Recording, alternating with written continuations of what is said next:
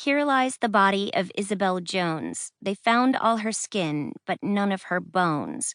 Wait, what? Asked Monica Green's friend, Isabel. She was staring at her phone with a perplexed look on her face. She showed her phone to Monica as they stood in line for the school bus.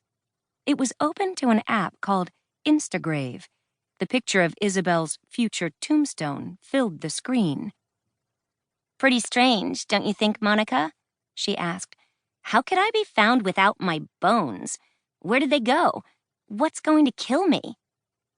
Monica looked at the phone, then at her confused friend.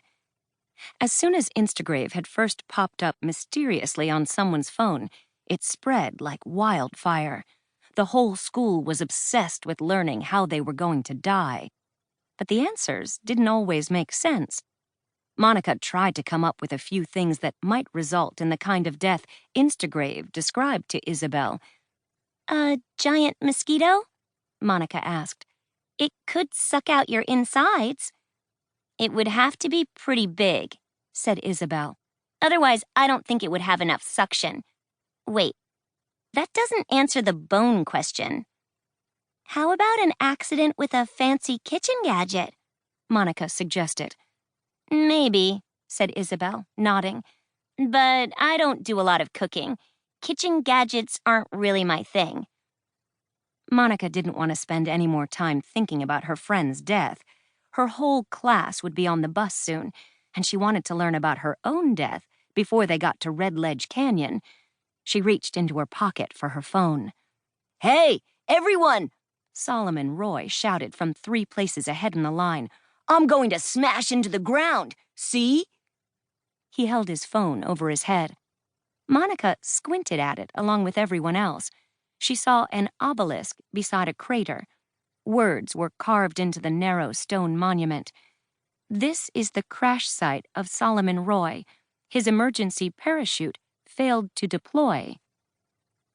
While a dozen kids gathered to peek at Solomon's memorial, Monica stood back. She unlocked her phone and launched Instagrave.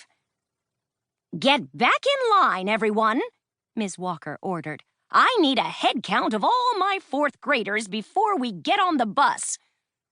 As her teacher walked past, counting heads, Monica stared at her phone. A creepy skull filled the screen. Red lights flashed in its eye sockets and the app crashed.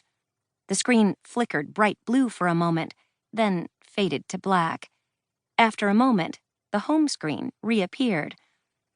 Monica groaned softly. Her phone had been giving her trouble all week. Someone tapped her on the shoulder. She turned to see Kayla Brown behind her with a big smile on her face. She held out her phone for Monica to see. On the screen, a selfie of Kayla wore the same happy expression. Get ready, said Kayla. My face is about to rot. 1, 2, 3, 4. As her friend counted, the smiling face began to shrivel. Monica watched as the skin puckered. It curdled like a bowl of butterscotch pudding left out in the sun for days, except that it happened really quickly, over the course of a few seconds. Kayla's face crumbled away, leaving nothing but a shiny white skull. 12, 13, go, said Kayla. She pressed the lightning bolt button beneath the skull. Drops of blood trickled from the top of the screen, and a hammer and chisel appeared. The tools blinked and rocked. Instagrave was calculating. A gray marble tombstone appeared. It had scuba goggles and a snorkel carved into the stone above chiseled words. Kayla wrinkled her nose as she read them out loud. This grave is in memory of Kayla J. Brown. She thought she was rising while she swam straight down. Hey, Kayla, someone called from behind them in line. Isn't your family planning to visit relatives in Trinidad this July?